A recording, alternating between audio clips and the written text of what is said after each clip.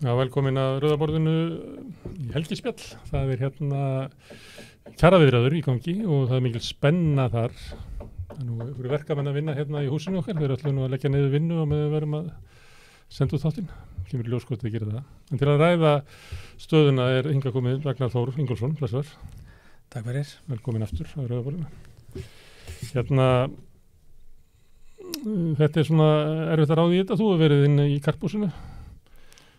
Kannt að lesa í hvað að gera þannig inni svona utanfrá? Eða veistu kannski hvað að gera þannig inni? Já, maður hefur svo sem hugmyndir hvað að gerast, en við erum ekki hluta á þessu samtali núna. Nei. En við erum ágætlega upplýst stöðuna svona hverju sinni. En þetta ofsalega þungt þarna niður frá sko. Og var það líka þegar Hvað þýðir þungt? Það langt á milli eða ekkert að gerast? Eru menn geymdir bara í sikkur herbygginu að bíða eftir ykkur sem ekkert er? Þetta mikil bið og þegar eru margir hópar og þá verður þetta ennþá þyngra, það að segja að áheyrnin lítil og þokast lítið, erfitt að draga upp úr okkar viðsemjendum hluti eins og þeirra hugmyndir, hvað eru tilbúnir að teygja sig og svo framvegis og okkur tókst að fá svona ágætis mynd af hugmyndum Samtaka atvinnulífsins á 50 í síðustu viku og með þá niðurstöðu þá var alveg ljóst að við gætum ekki haldið áfram undir þeim forsendum. Þá gekkst þú út, ekki? Jú, lýstum yfir árangursleysi og ákvaðum að stíga frá þessu. Vorum boðið á fund á þriðjudaginn síðasta. Rauninni bara kvöldi var ég beðinn að koma á fundin. Eittum svo öllum þriðjudeginum langt fram eftir kvöldi til þess að svona svona ræða svona kannski svolítið nýja nálgun í þessu. Eða rauninni hvað þyrfti til þess að við gætum farið að ræða í sjálf sér launaliðin til dæmis sem alltaf langstæðsta málið. Sérstaklega verið samningurinn stuttur, eða ekki? Jú. Þá verið minna sem að hengt á samningarna. Já. Og þegar það var í sjálf sér ljóst, það var svo sem ekki ljóst en ég setti bara ákveðin skilyrði fyrir því að við héldum þessu áfram. Fundið var frestað seint á þriðjudagskvöld og við höfum ekki verið boðuð síðan. Þannig að ég held að það sé svona bara mjög sterk skilaboð að Samtök atvinnulífsins hafa allavega ekki talið árangursríkt fyrir þá hagsmuni sem þeir tala fyrir að hafa okkur með í þessum hópi. Þeir sem eru niður frá starfsgreinasambandið að frátalinni Eflingu sem þá tæplega rúmlega helmingurinn af starfsgreinasambandinu og svo eru iðnaðarmann og tæknigreinar. Hefur einsýn inn í hvað þær umræður eru komnar? Þær komnar skemur eða eitthvað? Mér svona verið öðruvísi hljóð til þess að talað Kristján Þórður kemur svolítið í fréttinars. Ég held að blasi við að starfsgreinasambandið komið lengra heldur en við vorum komin og sömuleiðis samflótt iðnaðarmanna. En það bara svo margt annað sem hangir á spýtunni heldur en bara launaliðurinn. Við náum ekki utanum stöðuna með bara launaliðnum. Það alveg útilokað og við erum með svo ólíka hópa í mjög ólíkri stöðu. Á húsnæðismarkaði þá fyrst og fremst. Já, til dæmis að ef þú ætlar að reyna að fanga allan vandan sem að fólk alveg stendur frammi fyrir, þá erum við að tala verðlagshækkanirnar. Sveitarfélögin eru svona búin að sýna svolítið á spilin hvað þau eru að fara að gera. Þetta eru 7-10% gjaldskrárhækkanir. Það ennþá að hækka, það kom frá Reykjavík og bara í gær. Ennþá að hækka og eins og segið, þau eru farin að sýna á spilin og fasteignagjöldin upp og við erum með tölur frá tryggingafélögunum. Þar hafa verið gríðarlegar hækkanir og rauninni allstaðar. Álagningin og eldsneytið sem kom fram í málflutningi FIB. Það eiginlega allt. Þannig að vandinn mjög fjölþættur, fjármálakerfið náttúrulega mala gull, svo erum við með þessa hópa sem eru með fasteignalán. Þeir sem náðu að festa vexti borguðu náttúrulega fyrir það kostar að festa vexti en þeir sem gerðu það ekki eru í mjög þröngri stöðu. Þar hafa afborganir hækkað kannski 80 til 100.000, jafnvel minna, jafnvel meira, og ef þú ætlar að fanga þetta allt í bara launalinum, að þá alveg ljóst að við erum ekki að fara að ná utan það verkefni. Það þýðir að það þarf að fara í mjög sértækar aðgerðir. Nema að bara skilja eftir þessu hópa sem það er.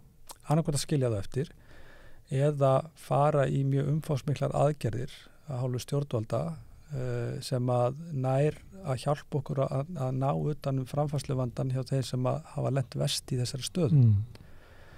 Hvaða lausnir kemur til greina þar? Einhver svona að dreifa greiðslubyrðinni? Já, sko. En það er þá að vinna eiginlega gegn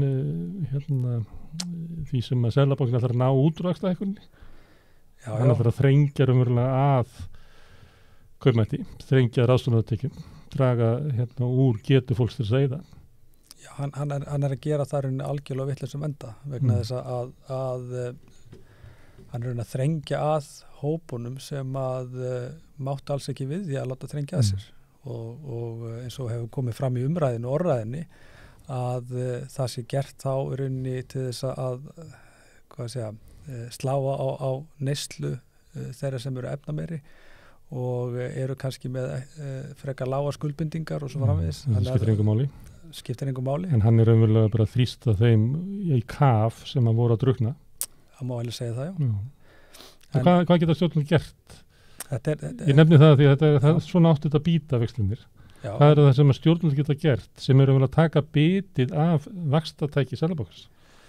Jú, mikið rétt, en það er alveg ljóst að það sem að stýrivextir er að býta, þeir eru bara að býta í rassinn á Seðlabankastjóra fyrst og fremst vegna þess að ég held að blasi við og það hefur nú komið í málflutningi, sko ekki bara okkar, heldur líka mér okkar viðsemynda, það er nú mikið sagt og stjórnmálin hafa líka svona að mestu kveðið sér hljóðs og mynda sér afstöðu að Seðlabankin hafa bara hreinlega glatað trúveruleika sínum ef hann var þá einhver fyrir. Ekki efnahagsmálaráðherrann?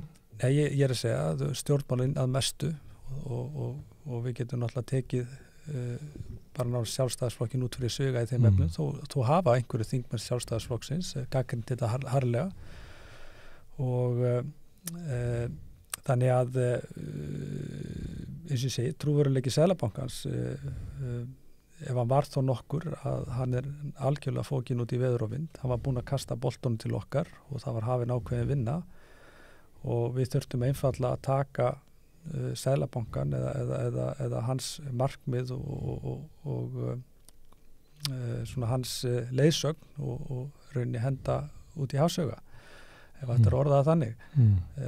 Eftir stendur að við erum þá með launaliðin og aðgerðapakka stjórnvalda og þú spurðir, hvaða aðgerðir eru það sem þurfa að koma til? Það eru margþættar aðgerðir sem þurfa að koma til þess að mæta framfærsluvandanum. Launaliðurinn er eitt. Hann bætir hérna almennu verðbólgu. Já, við getum kannski sagt að þar komið svolítið svona verðlagið eða verðlagshækkanirnar en það dugar ekki til þannig að við þurfum að fá aukinn stuðningin í barnabótakerfið við þurfum að breyta húsnæðisbótakerfinu bæði setja meira í það og það náu til fleiri Minnka skerðingar þannig að fólk fái stuðning við að kaupa húsnæði og hækka skerðingamörkin og sömuleiðis bara að sko stuðningurinn náu til fleiri hópa og hann verði aukinn verulega. Síðan erum við með hópana sem að náðu ekki að fara inn í vastafristingu eða að festa vextina á lánunum sínum að þar bara mögulega annarkvort að koma þurfa bankarnir að koma að og bjóða þessu fólki upp á fristingu á vöxtum og kannski 12-14 mánuði eða bara eins og samningurinn nær með lækkun. Þetta er ekki þetta er stór hópur en hann er ekki risastór. Obbina fólki sem að er með óverðtryggð lán á festivextuna sína. Þetta er 680 milljarða lánastabbi sem er í vaxtafrystingu og hann er að losna núna eftir 12 mánuði, 24 og upp í 30. Þannig að það sko vandi sem að við munum þurfa að takast á við þegar að næstu samningum ef þessi verður stuttir. Ef þessi verður stuttir þá munum við hafa tækifæri til að taka. Það er samt að leysa þennan hóp sem þarna eftir, þannig að hann lifir þetta ekki af. Akkurat. Annarkvort bara sveltur hann eða þá hann missir húsnæði sitt. Passar. Eða er rekinn yfir í verðtryggðu lánin sem eru náttúrulega bara skelfilegu lánakóttel sem að er bannaði með lögum í flestöllum siðmenntuðum löndum. En þetta er allavega staðan og til þess að mæta þessu þá þurfa bankarnir að stíga inn í og koma til móts við fólkið vegna þess að þeir staða bankarnir er náttúrulega bara sko ævintýraleg. Minnar hagnaðurinn hafi verið eitthvað kringum 83 miljardar á síðasta ári og árið í ár lítur enn betur út eins og við flestöllum fyrirtækjum sem er að græða á tá og fingri á þessu ástandi. Við vitum það að hreinar vaxtatekju bankana nýjustu tölur sína það að það er verða líklegast 25 miljardum hærri heldur en það voru í fyrra. Þannig að það er sannarlega svigrúm hjá bönkunum og í fjármálakerfinu til þess að koma til móts við þessa hópa. Bankarnir eru ekki samningsaðili. Já, en þeir geta verið það, annarkvort stíga þeir inn í og vinna þetta með okkur eða þá við eigum að gera skýlausa kröfu að það verði farið í gegnum skattkerfið og bara settur hvalrekaskattur á fjármálakerfið eða hreinlega tekinu bankaskattur aftur til þess að standa undir sértækum stuðningi við þá sem get ekki borgað af lánunum sínum eða þurfa nánast að henda öllum sínum grundvallar lífsgæðum skilur. Þetta er bara sömu aðferð og notar í Evrópu út af orkuhækkuninni. Akkurat. Það getur verið Vatnsaflsvirkjun í Noregi sem hækkar orkuverðið út af það vantar gas í Evrópu. Allt fá þeir bara miklu meiri hagnað og það er hvalrekaskattur á það sem síðan er notað til þess að greiða niður orkuna sem almenningur þarf að kaupa. Já. Þannig að tala um eitthvað svona. En síðan erum við með hópan á leigumarkaði. Þú veist, fólk sem hefur verið að borga þetta 250.000 til dæmis í leigu á mánuði að 10% verðbólga sem við erum nánast stödd í þýðir bara að á síðustu 12 mánuðum er legan að hækka 25.000. Það er afla 40 pluss þúsund tekna til þess að eiga fyrir því. Akkurat. Þannig að tölurnar sem verið að ræða þar standa varla undir svona kostnaði. Og þá er allt annað eftir. Þannig að ríkið þarf að koma með umtalsverða stuðning inn í húsaleigubætur en það verður ekki gert öðruvísi heldur en að það verði sett einhvers konar leiguþak, hreinlega leiga bara frist yfir tiltekinn tíma, það sé bara bannað að hækka leigu eins og eða sett einhver mörk á það eins og gert í Danmörku og hefur verið rætt í fleiri löndum. Það verður að pröfa núna í Þýskaland 6 ára fristingu. En þetta verður að gerast vegna þess að alveg sem að frístundastyrkina að þeir eru að hækkaðir að þá hækka íþróttafélögin og þeir aðeila sem að taka við frístundastyrkjum þá er hækka þar bara jafn mikið og stundum meira. Og það er vel ljóst og það hafa verið yfirlýsingar eins og hjá framkvæmdastjóra Ölmu í greinaskrifum, ekki alls fyrir löngu, að það sem að hann var að beina því til ríkisins að hækka húsaleigubætur og talaði undir rósundu þeim formerkjum að svo að félagi gæti hækka leigu meira. Þannig að þetta er algjör grundvallar atriði. Það þarf að fanga hækkunarfassan áður en þú bætir inn í húsalegu bótakerfið. Guðmundur Hrafn Argeirsson sem er formaður Leigjendasamtakanna, hann hefur lagt til að veri bara sett þak á leiguverð. Svo eru þeir leigusalar sem ætti ekki efna því að leigja svo lágt að þeir eru að sækja húsnæðisbætur. Þú er að lýsa því hvernig leigubætum það geta verið raunverulega styrkur til leigusalans. Ef það verður ekki gert samhliða þessu að þá mun allur stuðningur sem kemur inn í húsnæðisbótakerfið fara beint í vasa þeirra sem eru að hagnast á ástandinu. Og síðan þurfum við að fá okkur hvata, raunverulegan hvata eða svipun í kjarasamningana sem að binda atvinnulífið og sérstaklega dagvöruverslunina, tryggingafélögin, olíufélögin til þess að þau hafi eitthvað hvata í að halda verðstöðuleika eða lækka verð vegna þess að við höfum enga tryggingu fyrir því að alveg sama hvað við semjum að það getur verið komið út í verðlagi daginn eftir. Og það er svolítið svona reynslan okkar. Við erum að koma í gegnum stöðuleikasamning, lífskjarasamningin sem var svona stöðuleikasamningur átt að vinna niður vexti og verðbólgu sem hann gerði. Við sáum ekki fyrir Úkraínustríðið eða heimsfaraldurinn. En við stöndum eftir með þennan samning í 9,4% verðbólgu og með stýrivexti í 6%. Þetta er bara staðan. Við getum ekki farið inn í nýjan samning með eitthvað svona göfu markmið eitthvað vegna þess að reynslan okkar sýnir og staðfestir það ekki bara í síðustu kjarasamningum, heldur bara mörgum kjarasamningum þar undan, að ef það er ekki hvati fyrir atvinnulífið að taka þátt í stöðuleika, að þá munið þeir ekki taka þátt í honum. Það er alveg ljóst og þannig að það verður að vera einhvers konar form af að hafi afleiðingar ef að fyrirtæki. Hvernig getur það virkað svo í skilji? Já, við höfum verið að ræða alls konar hugmyndir í þeim efnum með einhvers konar vísitölu tengingu á laun eftir einhvern ákveðin tíma. Þannig ef að verðbólgan fer upp fyrir 7% á næsta ári, að þá komið til launahækkanir sem eru raunverulega blóðugar fyrir þá sem er reka dagvöruverslunina, að þeim munu gæta sín. Annarkvort það eða hreinlega samningar falli niður og verði lausir.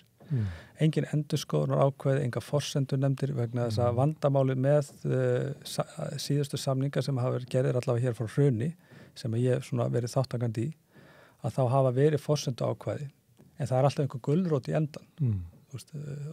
Og gulrótin þarf ekki að vera stór. Það er nóg að sé eitthvað smá upphæð. En svo er núna, það er Hagvesturauki núna 1. maí. Já, en hann er ekki gulrót. Það er bara forsendu ákveð. En ef þið hefðu sagt honum upp samningnum ekki síðastlega haustöldu þar áður, þá hefðu þið mist það. Og hefðu líka mist hækkanina 1. janúar. Mikið rétt. Og líka Hagvesturaukan 1. maí. Þannig að þetta þarf að vera þannig að hvatinn sé allur viðsemjenda megin. Og það er hægt að gera þetta. Við höfum verið að skoða margar hugmyndir. Við höfum líka verið að skoða hugmyndir varðandi vaxtastigið. Ef það fari ekki niður, þá komið bara hreinlega til greiðsla. En engin svona endurskoðun. Það er svo róttaka svona breyting og uppbyggingu samningsins, en niður í Karphúsi er fólk að tala raunverulega einföldustu útgáfa samningi sem hægt er að gera. En svo það sé raunverulega ekki tími til þess að ræða neitt. Hann þolir ekki, hann er svo stuttur, hann þolir ekki miklar aðgerðir frá stjórnvöldum. Hann er bara að vera að hleypa einhverju hækkun til fólk sem allra fyrst. Þannig að þú ert eiginlega alveg á skjön við fréttir sem hann berast úr Karphúsinu. Já, ég get alveg viðurkennt það að ég tel allavega heillavænlegra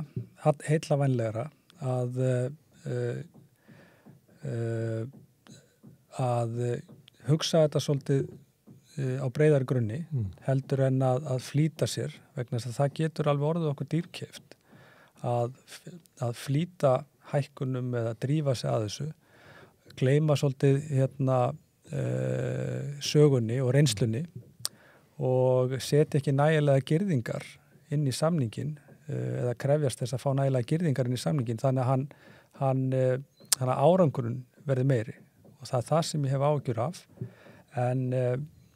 en stundum er þetta bara svona að það er bara rokið af stað og þetta er bara gert allt á miklum hraða en samt ekki vegna þess að allavega mín reynsla núna úr Karphúsinu á síðustu vikum er bara þannig að þetta hefur verið ofboðslega hægt og ofboðslega þungt og nánast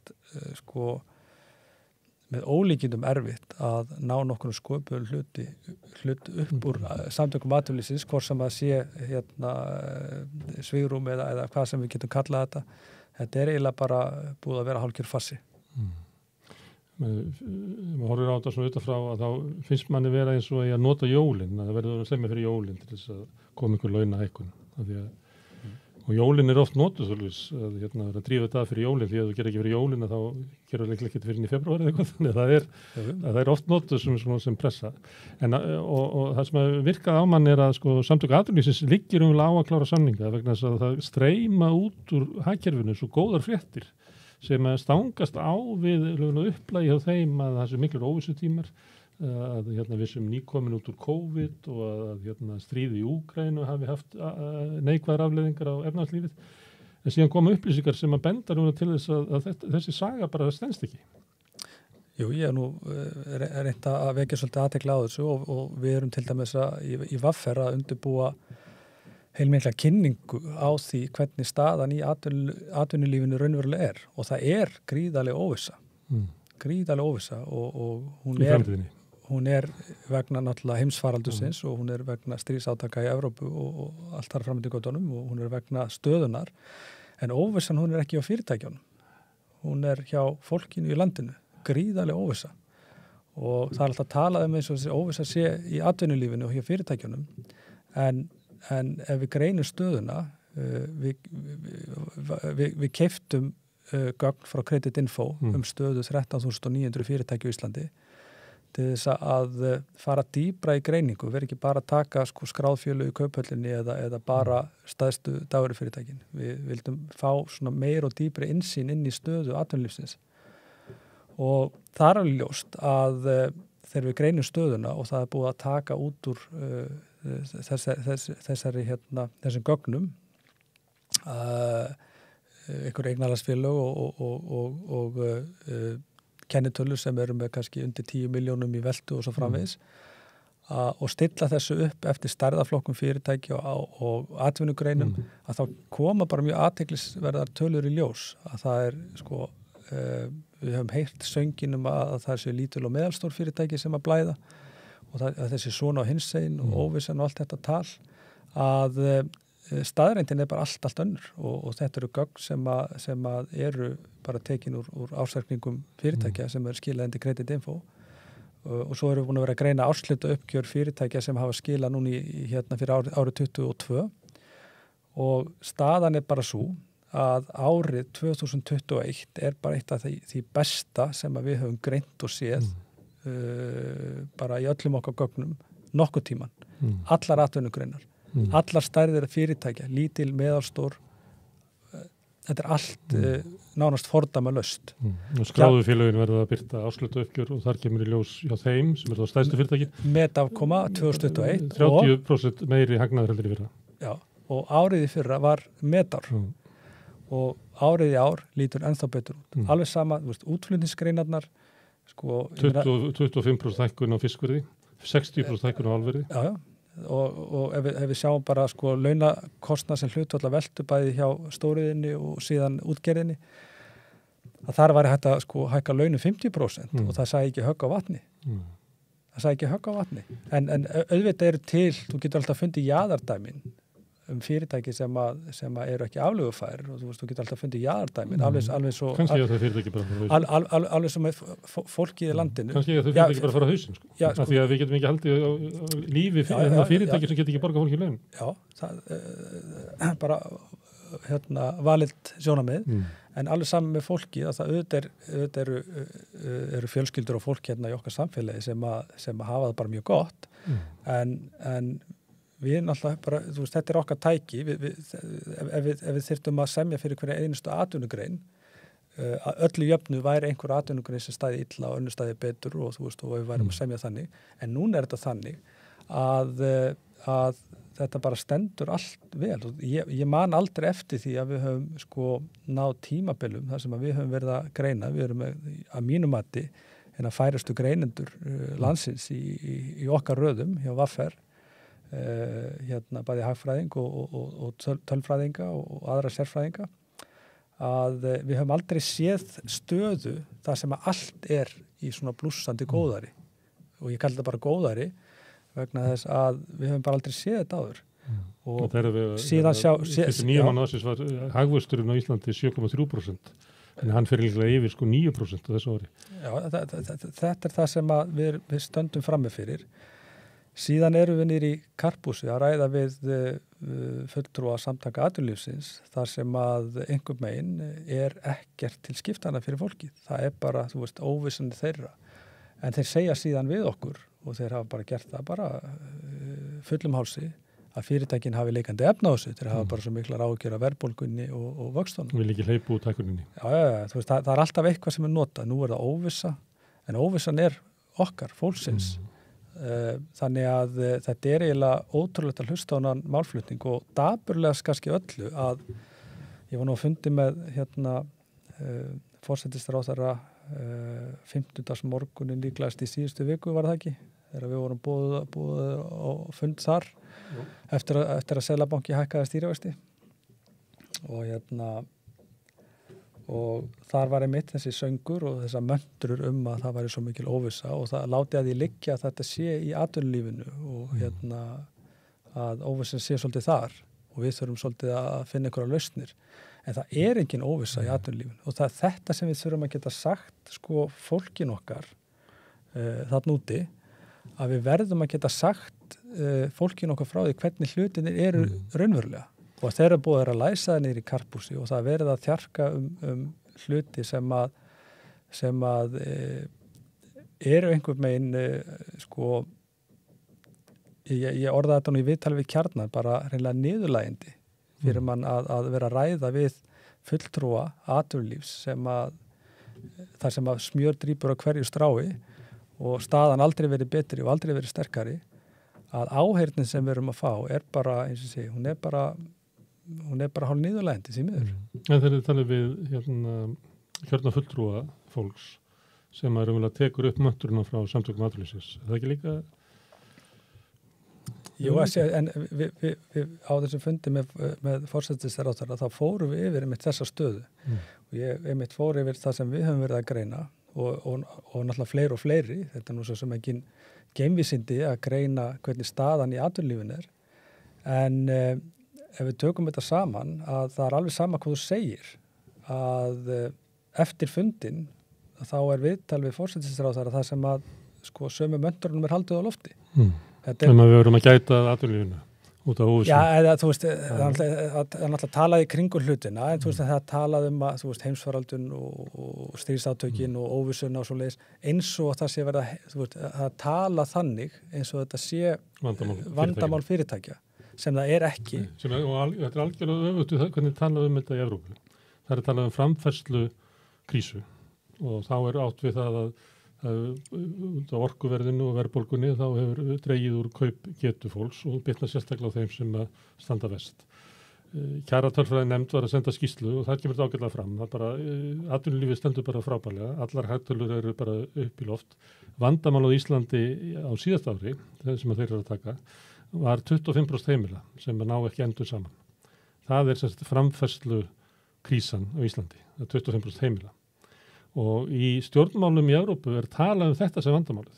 Það eigum að greiða niður orkuna, hvernig eigum að hækka launin, hvernig eigum að bæta stöðu fólks sem er að taka á sig allar þessar kjaraskerningu. Hér er alltaf að tala það að við erum að passa það að fyrirtækin hafi eitthvað aflögu eða þá að launin hækki ekki því annars geti verðbólgan komið sem á þá að vera meiri ógn fyrir fólk heldur en það að ekki fyrir mat fyrir 25% heimila. Þetta er alveg hárrétt hjá þér vegna þess að þetta er nákvæmlega það sem og við náttúrulega erum í góðu sambandi við systurfélög okkur á til dæmis Norðurlöndunum og þetta er nákvæmlega vandamálið að mér finnst svolítið eins og við séum stundum að reyna að hrópa þetta einhvern veginn út í myrkrið, út í tómið og það er einhver undirtektir og stjórnmálin taka undir áróðurinn frá sérhagsmunaöflum og fyrirtækjum og þetta er svo dapurlegt að þurfa að horfa upp á þetta þegar við sjáum einmitt allstaðar annar staðar að þá er verið að ræða fyrst og fremst þetta óvissuna stöðu fólks, ólíkra hópa og þetta er bara svo mikilvægt atriði vegna þess að ef að fólk trúir því að það sé einhver ógn sem stafi af rekstrargrundvelli fyrirtækja að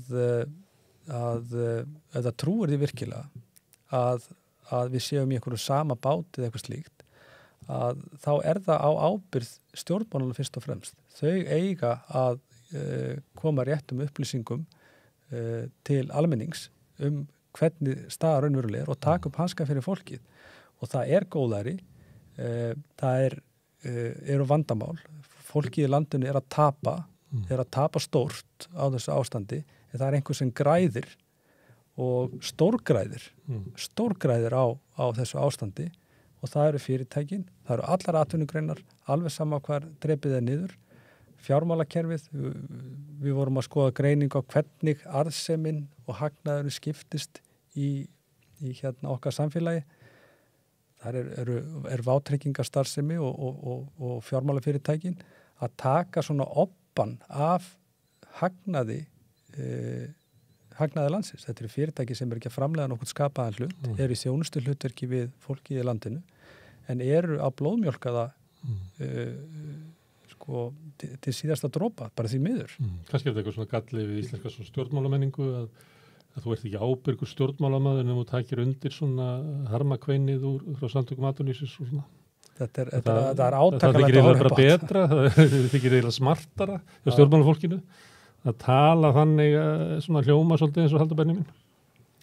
Já, það er og eins og sé, þetta kannski líka eitthvað sem að við þurfum og maður hafði svona vonast til þess að yrði breyting til dæmis í alþýðusambandinu í kjölfar þingsins sem að fór allt upp í loft að við værum duglegri að veita þessar upplýsingar og styðja við kjörna fulltrúa til þess að tala máli okkar og koma réttum upplýsingum á framfæri en ekki áróðri.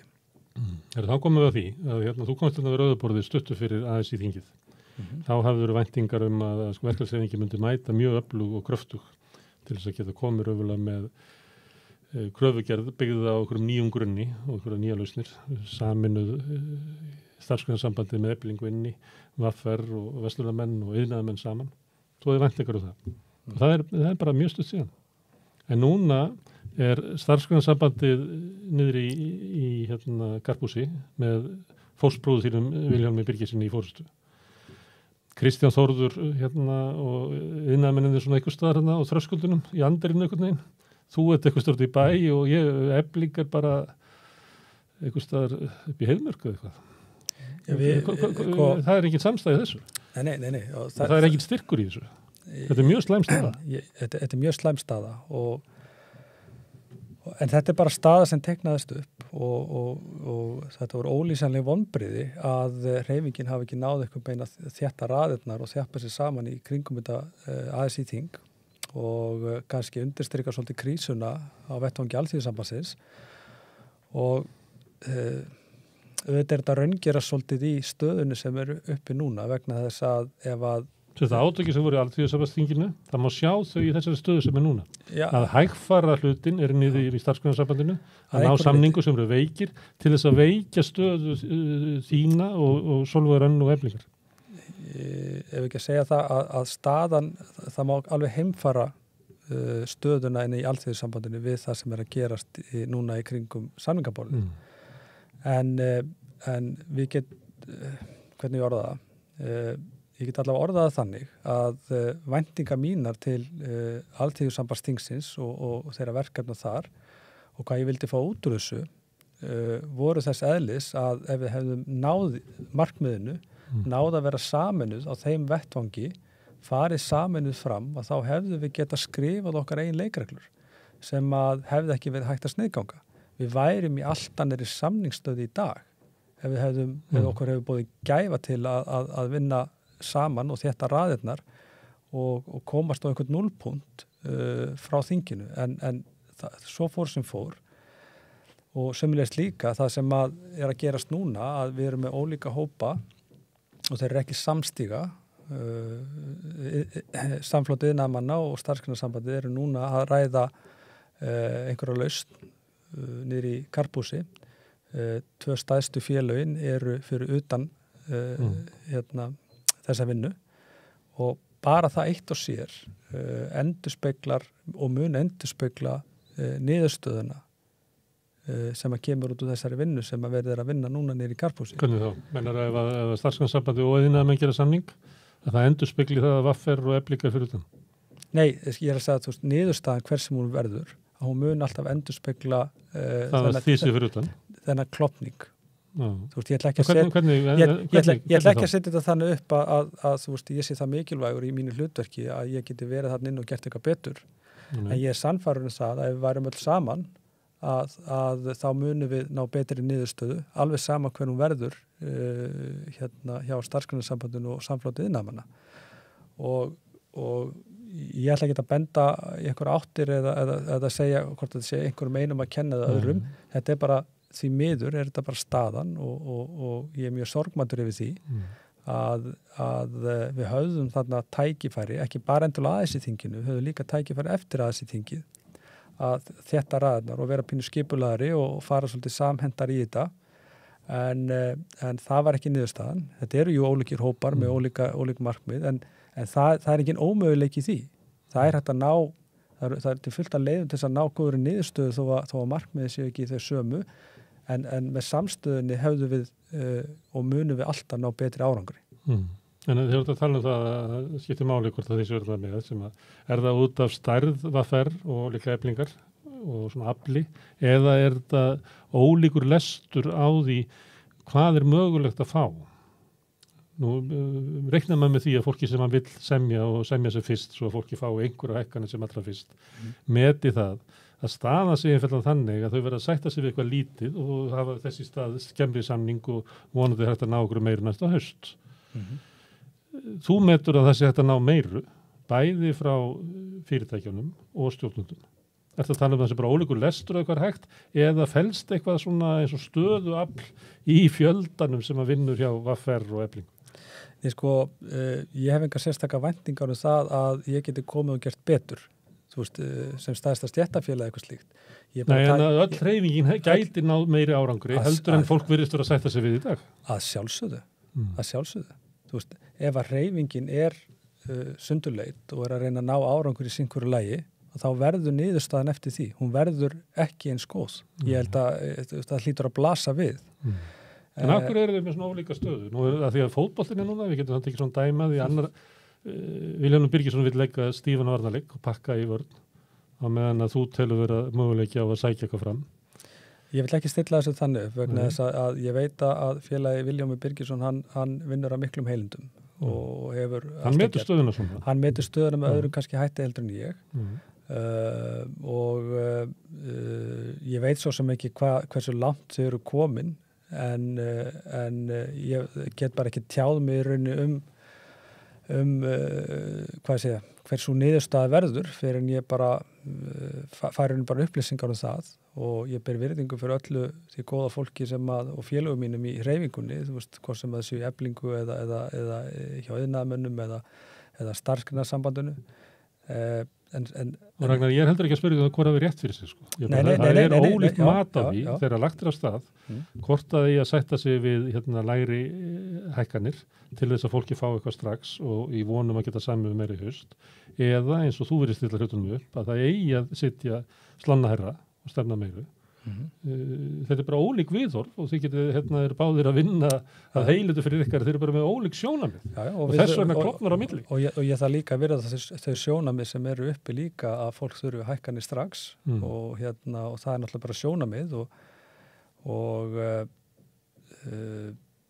ég er svo sem geti í sjálfsæringu við þetta bætt vegna þess að ég hefði viljað sjá félaga mína slíta þess á sama tíma og við gerðum og reyna frekar. Kom verið óvart að það gerði því ekki? Nei, það gerði það í raun ekki og ég var svo sem alveg meðvitaður það að við færum ein út úr þessu og ég held að það hafi verið hárrétt ákvörðun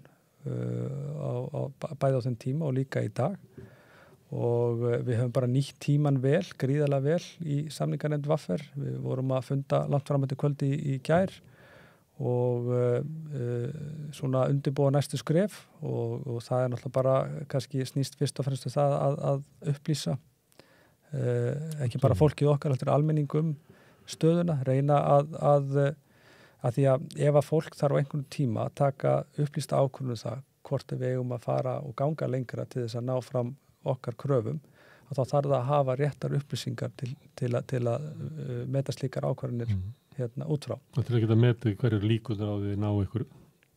Já, og svo þurfum við líka að ræða við fólkið hversu langt það tilbúið til þess að ganga til þess að ná ákveðnum markmiðum. Alveg saman hvort það sé gagnvart stjórnvöldum eða gagnvart launakröfunni. Og þetta er rauninni bara svo vinna sem að við erum að fara í núna næstu misseri og munum væntanlega boða til félagsfundar í næstu viku og vonandi bara að mæta sem flestir.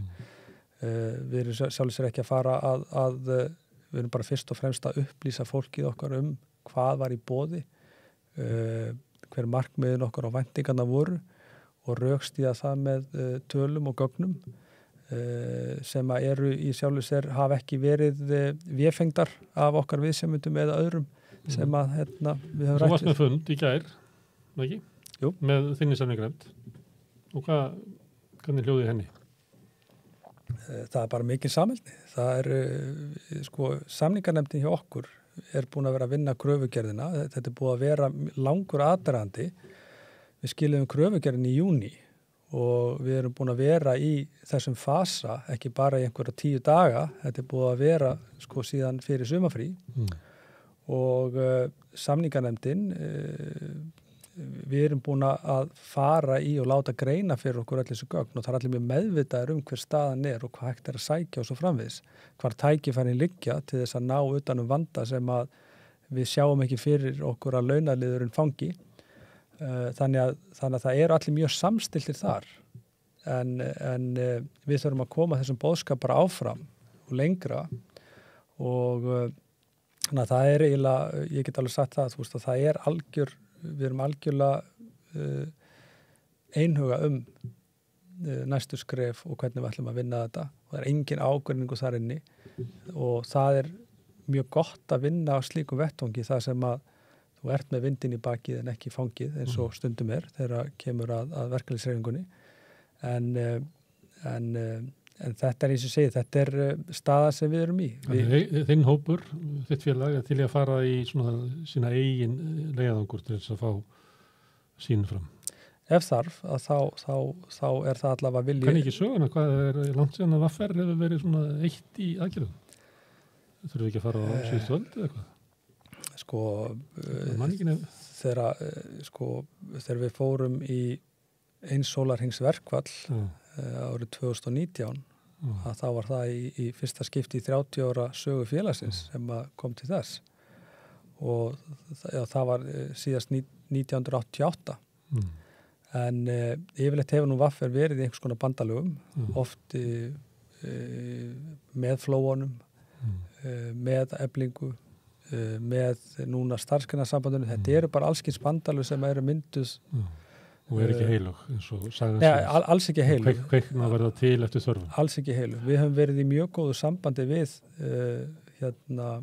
samflótið iðnaðarmanna og bara í mjög góðu trúnaðarsambandi ég hef verið í mjög góðu trúnaðarsambandi við Kristján og ég hef verið í ágætis sambandi við Villa og starfsgreinasambandið og það samstarf gekk bara mjög vel framan af og ég hef líka verið í mjög góðu sambandi við Eflingu og þannig að og allir sáttu við það að menn fari ólíka leiðir það er ekkert svona það er kannski ekki taka það ekki tilfinningi sem tilfinningar eru Nei, við berum held ég innbyrðis bara virðingu fyrir ólíkum kröfum, ég menna þegar við fórum í kjarasamninguna 2019 í bandalagi við nokkur stéttarfélög meðal annars Eflingu, Grindavík, Húsavík vorum með landssamband Vestlunumanna með okkur og svo Akranes og náðum bara ágætis samningi og ágætis niðurstöðu þar og þar var kröfugerðin okkar, það var bara við fórum líka í svona kjara könnun meðal okkar félagsmanna sem var síðan kröfugerðin og það var bara alveg sátt í félaginu hjá okkur að fara krónutöluleiðina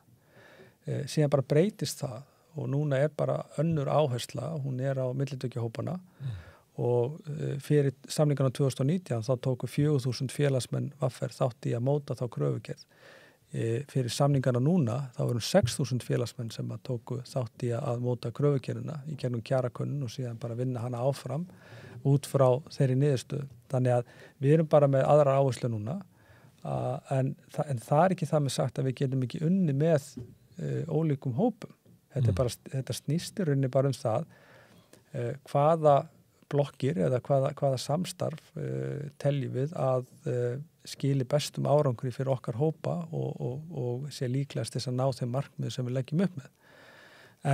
En draumastaðan hefði verið auðvitað að hóparnir hefðu verið bara allir saman. Við erum bara með 130.000 manna fylkingu. En það bestur er ykkur í VR því að þú ert eiginlega með félaga sem spanna litróf allra hinna. Já.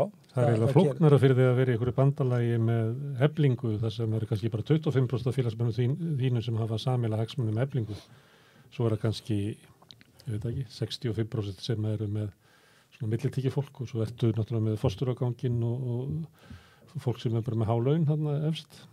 Já, félagatalið okkar bara þannig að við eigum nánast einhverja samleið með öllum hópum og þannig er best fyrir ykkur að vera í stóru samfloti. Ég held að sé bara best fyrir okkur að vera í bara góð og traustu bandalegi þar sem að við getum komið okkur saman ákveðin markmið og ákveðina leiðir og við gátum þetta runni í síðustu samlingum þó svo að launaliðurinn hafi verið svona einhver sáttum ákveðna lendingu varandi og aðferðafræði varandi launaliðin en við vorum líka með aðra kröfur sem að snýra styttingu vinnuvikunnar sem að við fengum inn hreina styttingu en ekki aðrir en þau fengu þá eitthvað annað í staðinn. Það er alveg hægt að finna lausnir á þessu. Þetta er ekki vandamálin vegna þess að það er alltaf að finna einhverja lausnir á því og það er alveg hægt að finna líka lausnir á því hvernig ólík félög geta unnið saman þó svo að eitt félagi sem er krónutölu áherslur, annað með prósentur, það er hægt að finna lausn á þessu og það er tiltölulega einfalt mál. Efling svolítið út í kuldanum í þessu öllu? Sér það fyrir þér eitthvað samstarfi Eflingu? Komandi kjarasamningu? Ég bara útiloka ekkert. Ég er ennþá, ég vona ennþá að það sé hægt að þétta raðirnar enn frekar bara innan hreyfingarinnar og hún geti komið saman á einhverjum tímapunkti. Það er erfiðar ef að hluti sé með núna. Ég er alveg meðvitaður um það. Ég er líka meðvitaður um það að við gætum verið skilin eftir og þurfum að mögulega að meta þá bara stöðun algjörlega upp á nýtt og sjá bara hvort að við séum nauðbeið í að sætta okkur við eitthvað sem við erum ekki endilega sátt við en á endanum taka félagsmenn vaffer ákvörðun slíkt, taka ákvörðun allt sem snýra því hvort við ætlum að fara í hart, fara í einhverja aðgerðir eða mögulega taka einhverju sem að aðrir hafa kannski rutt brautina með eða bara taka henni bara afstöðu til stöðunar þegar hún liggur fyrir og er komin upp. Það gæti komið svo staða upp ef við miðum við þær upplýsingar sem hafa komið hvað er á borðinu í Karphúsinu eins og samstöðin og kjarnin hafa byrt. Það gæti komið svo staða að væri gerður samningur á þeim forsendum og það fólk sem tilheyrir þeim félögum fengi þá launahækkun einhverja starfsaldurshækkanir og 20.000 króna jafnahækkun og kannski flýtingu og hávastraukunum þannig að fólk fengi kannski hvað að segja 40.000 króna launahækkun en félagarnir þínir þeir fengu enga slíka hækkun er það erfið staða fyrir VR að vera í að það eiginlega kostar mig 40 krónur að vera í félaginu hjá honum Ragnari?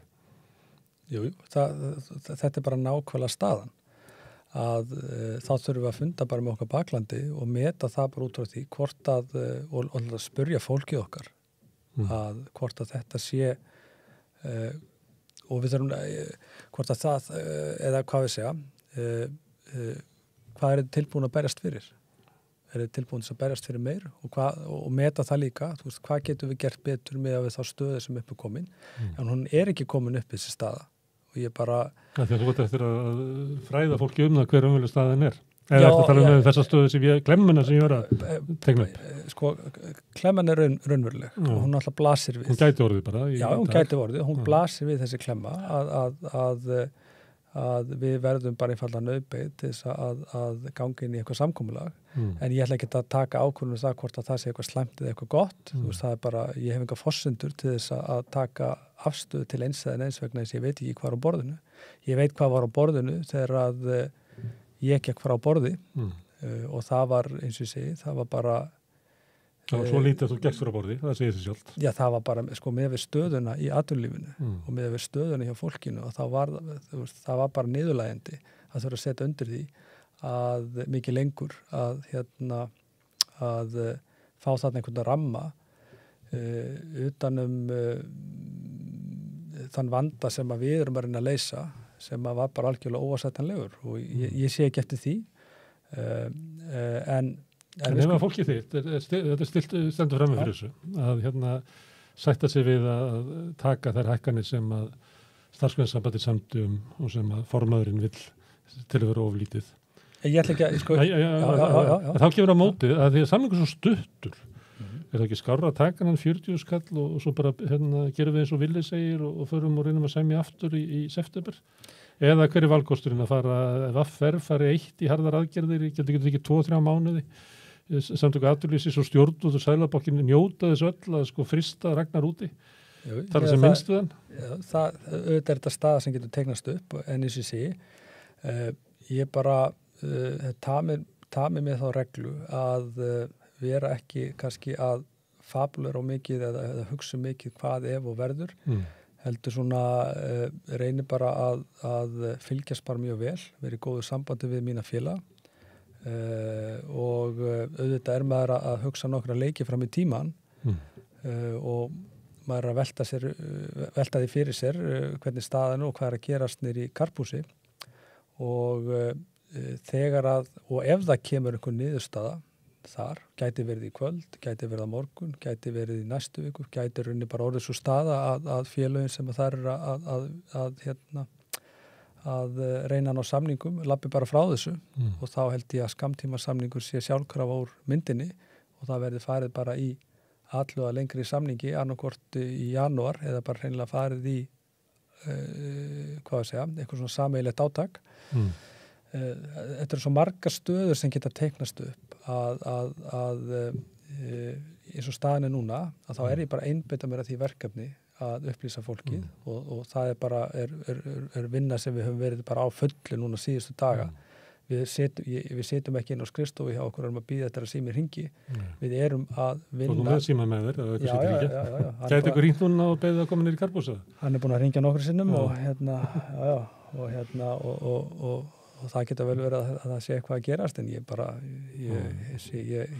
ég get ekki búið sjálfur mér upp á það eða fólkinu sem er í kringum mig að vera að bíða eftir að eitthvað gerist. Við erum að vinna ákveðna vinnu núna og við höfum yngar forsendur til þess að ætla að við verðum kölluð til og það er kölluð á borðinu og þangað til eitthvað breytist að þá höldum við bara þeirri vinna áfram. Og það er mikið degla í þessu, kannski að matið í haust að veri best að fara í skammtíma samninga.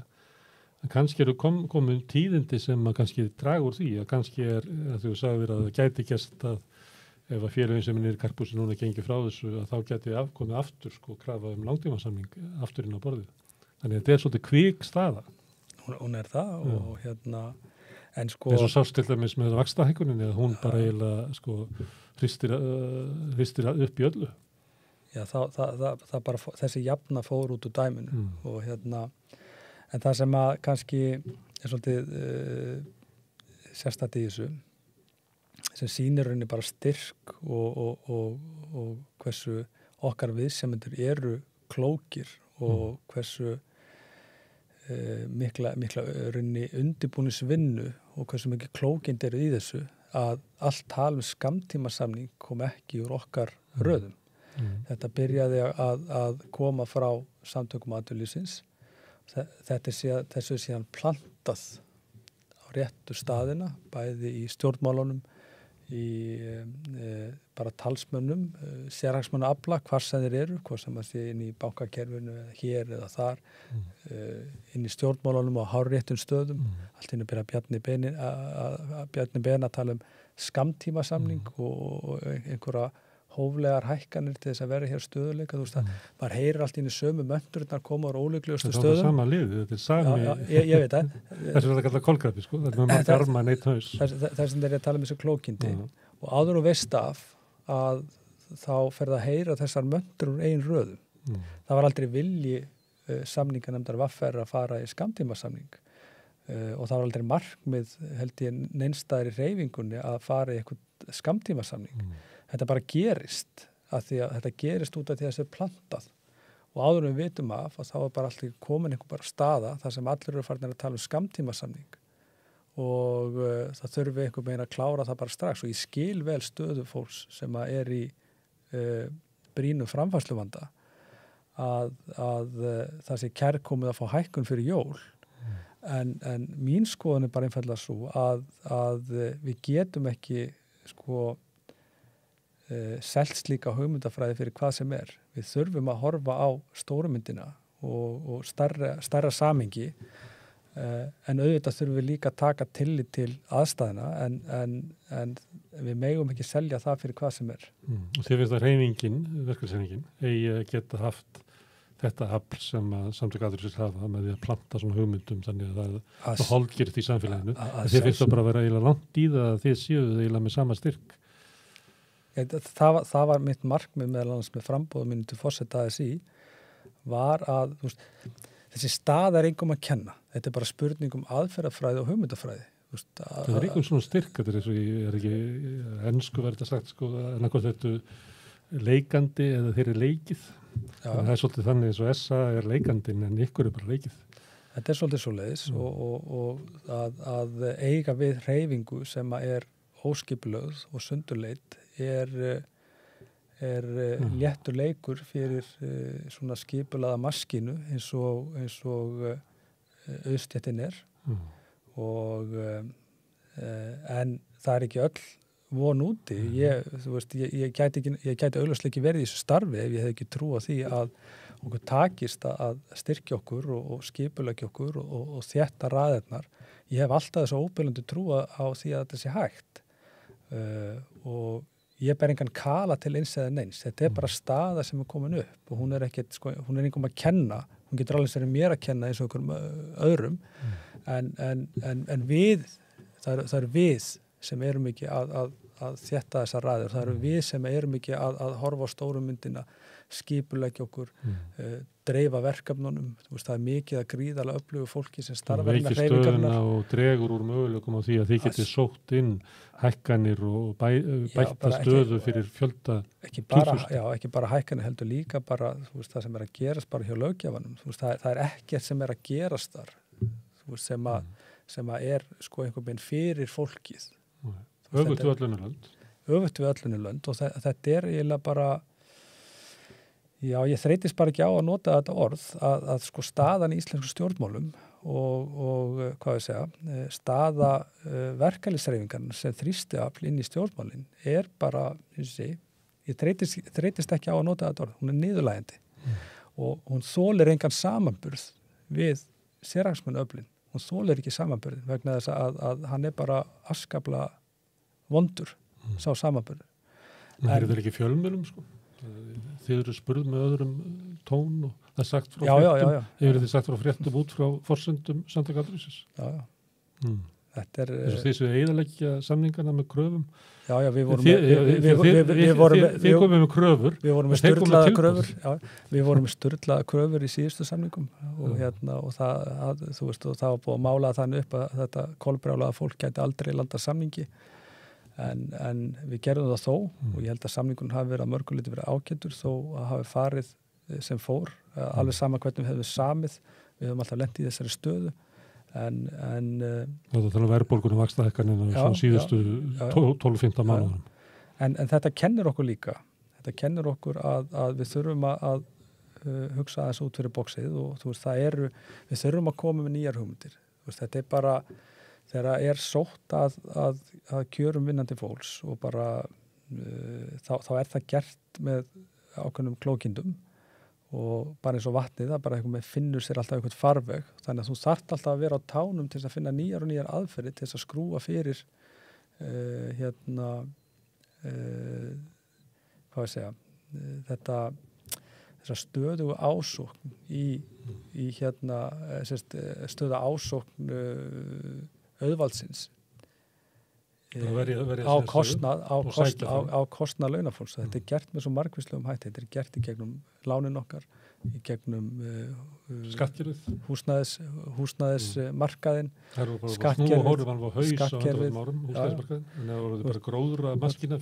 og svo endur við í hreyfingunni að ræða við eitthvað fólk sem að svona einhvern veginn telur sig vera að tala fyrir stjórnvöld og eitthvað slíkt og erum að ræða þarna kannski hvað á að fara í barnabætur og hvað á að fara í húsnæðisstuðninginn og það verður að tala um kannski 1-2 milljarða hér og 3 þar og eitthvað svoleiðis á meðan til dæmis stuðningur stjórnvalda við atvinnulífið í heimsfaraldrinum sko, þar vorum við að tala sko, upphæðir sem að hlupa á 100 milljarða og það var enga breytingar orðið á skattkerfinu þannig að við vitum einhvern veginn innstinn að þetta sko reikningunum ef hann fer ekki okkur að fer hann börnin okkar og síðan aftur líka að vera þetta talandi einhverja ölmusur í gegnum skattkerfið fyrir fólkið milljarður hér, milljarður þar á meðan bankarnir eru að auka hreinar vaxtatekjur á milli ára 25 milljarða á meðan útgerðin eru að hagnast einhver örfáa fjölskyldur yfir 60 þú veist, það er ákveðin sturlun í að vera í svona umhverfi þegar þú ert með svona óbáslega misskiptingu þú veist hagnaði fyrirtækjana í fyrra 470 milljarðar og staða núna fyrir 2022 hún verðist að vera ennþá betri og svo les maður fyrirsagnir eins og hjá Eimskip það bara, menn eru bara skilja ekki í þessu nei, þú veist skilja ekki í þessu hvað það er mikið góðri já, ég meina, þú veist, staða metári í fyrra og staðan er ennþá betri núna samt að það bara flutningar aukist 7% en hagnaðurinn hefur sko, eða veltan hefur tvöfaldast sko. Þú veist að þetta er náttúrulega bara því að fyrirtækin eru að leggja meira á til skila engu til samfélagsins, ekki krónu og það er alveg sama hvað við greinum, hvað sem að segja dagvaran,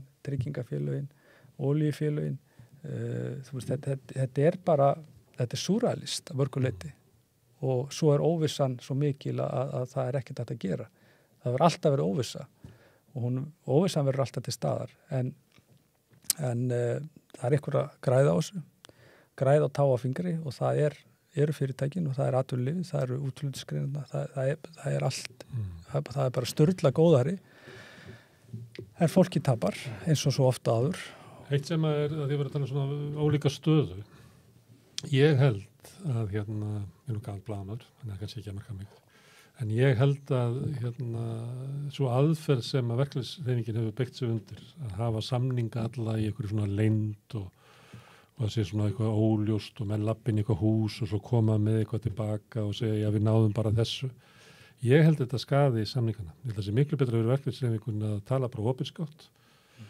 Sumilegt eins og bara við höfum verið að gera hér. Þú veist hvaða forsendur eru það, af hverju er fólk í ólíkri stöðu, hvers vegna er ekki hægt að ná þessu fram með launahækkuninni, hvað þarf að koma að borðinu aukalega, hver eru geta fyrirtækina til þess að borga, hvað gerist ef þetta gerist og eitthvað svoleiðis. Ég held að vera miklu snjallara fyrir hreyfinguna bara að tala opinskátt samningana. Ég er bara alveg sammála þessu og það var kannski ein af ástofunum fyrir því að ég fór frá borði á fimmtudaginn. Ég sá bara eitthvað stemdi og ég bara mat stöðuna þannig að það væri bara ekki hægt að sitja undir þessu mikið lengur að þjarka eitthvað sem aldrei verður, mögulega hægt að ýta hlutum eitthvað til en bara hverginar er nóg. Og þeir voru staddir í svona umhverfi þar sem að þú ert tímunum saman, sko frá morgni til kvölds í einhverju ástandi eða einhverju umhverfi það sem þú ert svona einmitt svona pínu múlbundin þú veist þá ekki að tala eitt eða neitt og svona eitthvað svona þú dettur í svona eitthvað svona sjálfskipað fjölmiðlabann eða hvað maður að kalla þetta en það tekur allan tíman frá þér þú veist þegar ég steig frá þessu og hafði loksins andrými til þess að skipuleggja okkur varandi bara kynningarefni fara reyna að undirbúa það að segja fólkin okkar sko frá því hver raunveruleg staða er að upplýsa já, en að vera ekki fastur ég finn til með því fólki sem er niður í Karphúsi núna og ég líti ekki á þetta sem einhver svik eða eitthvað slíkt, ég bara finn til með þessu fólki það er að reyna sitt besta en ég vildi óska þess að við værum að meta stöðuna með sama hætti að vera svona í syngveru lagi skadar hérna endalegu niðurstöðu mjög og það er kannski það sem að veist, við erum ekki að lesa þetta kannski eins en en þetta er bara eins og sé þetta er bara staðan og hún hún er dapurleg en ég ætla ekki að fara, ég get ekki bent á einhverja sökudólga í því og ætla ekki að gera það. Ég get það alveg spennt bara sjálf á mig. En teknilega þá segjum að það bara verði ekki samið að þá munu segið einhvern veginn að leita til eitthvað félagsmanna um heimildir til þess að fara í einhver svona verkvöld. Er ekki líka möguleiki á því að sátti komi með einhverja miðlunartillögu sem að verður að bera undir ykkar félaga? Jú. Það er langt sinna það við gerst það ekki, en það gæti gerst. Þetta gæti það gerst, það er heimildi staða til þess. Þá verður hann að meta það að hann væri að þröngva ykkur í stjórn VFR til þess að bera upp samninga starfsgreinasambandsins við ykkar félag. Sú staða gæti komið upp. Hún gæti komið upp, en ég efa það mjög. Já. Ég efa það mjög. Því það er svolítið freklegt. Já, það er mjög freklegt inngrip. Já. Og ef það er raunveruleg vilji fyrir hjá fólkinu, ég tek ekki ákvörðun það hvort að VFR fari í verkvöld eða aðgerðir. Það er félagsmenn sem að taka ákvörðun það. Og ef að fólkið er ekki tilbúið til þess að berjast fyrir hærri eða betri kjörum, ef það er ekki tilbúið til þess að fara í aðgerðir fyrir það sem við teljum að sé hægt að ná, og þá er það bara niðurstað og þá þarf bara að taka því sem er í boði og þetta er ekki flóknar en það en auðvitað er það hlutverk okkar sem erum í forystu stéttarfélagana og samninganefnd að stappa stálun í fólkið okkar og fullvissa það að það sé hægt að ná meiru, það sé hægt að ganga lengra og það er okkar hlutverk. Það er svona að kausa það ykkur til þess að leiða bara það. Já. Herðu, Ragnar, við sjáum nú bara til hvað verið hringt í þig, hvað gerist mér í Karbúsi. Þetta er náttúrulega mikil óviss í þessu. En Ég skal nú bara aðtuga hvort það sé búið að hringja. Fyrst ég er hjá þér. Já. Það er bara konan að segja að kaupa egg að leiðinni heim. En ég tók eftir því að þú komst að þú til í kostulega sérkennilegri peysu. Já, finnst það ekki? Já, ég veit ekki hvort að fólk sjá þetta því að það er eiginlega svona fyrir neðan mitti að þetta er eins og 2 peysur hafi lent í órunatögnum saman og eignast þessa peysu. Þetta er eiginlega, hún er öðruvísið ofan en að neðan. Já, þetta er hinn hversdagslega haustpeysa Prins Pólo heitins sem að er samstarfsverkefni hans og 66 gráða norður. Varstu að kaupa hana? Já, ég var að kaupa hana. Hún er